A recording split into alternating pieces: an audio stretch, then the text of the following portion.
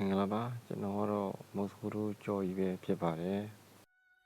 အခုကာ98 click skin မှာကျွန်တော်ဖောက်ခဲ့တာ49ကဖောက်ခဲ့တာမှာကျန်အကြီးလုံးနဲ့အသေး30ပေါက်ပါတယ်ပြီးခဲ့တဲ့ click skin မှာကျွန်တော်ဖောက်ခဲ့တာကျန်အကြီးလုံးပေါက်ပါတယ်စုစုပေါင်းကျန်အကြီး2တုံးနဲ့အသေး30ကိုကျွန်တော်တို့အခုထွက်နေတဲ့ Honey Badger pre-order မှာကျန်အကြီး3လုံးသွားလဲပါမယ်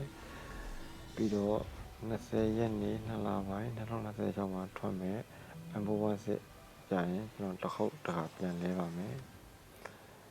အင်တာဝါတော့တော်တော်ကြည့်ကောင်းပါတယ်ဒါတော့ကျွန်တော်ရရှိလာတဲ့ item တွေပါကျွန်တော်အခုဆိုရင်ကျန်အကြီး2တုံးကိုအသေးသွားလဲပါမယ်ကျန်အသေး100ရပါမယ်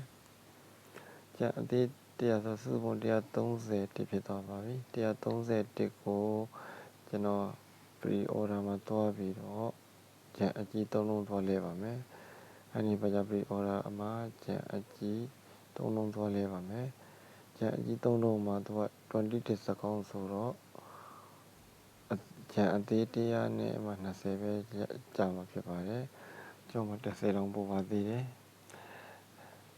ဒါကတော့ကျွန်တော်တနေ့ကို UC 30နဲ့ဖောက်ရရတဲ့အကျိုးကျေးဇူးပါပျော်လုံးတော့ပရီလေးလုပ်ပြီးတော့တင်ပေးတာပဲဖြစ်ပါတယ်ဒါကတော့20ရက်နေ့2လပိုင်း2026မှာထုတ်မယ်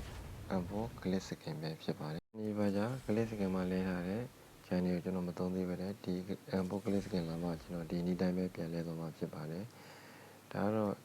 တန်ဖိုးရှိတဲ့ channel ပါ UC 2သိန်း3သိန်းမှုထက်ပေါ်တော့ရဖို့မသေးကြတဲ့ channel ပါကျွန်တော်အတော်ကံကောင်းပါတယ်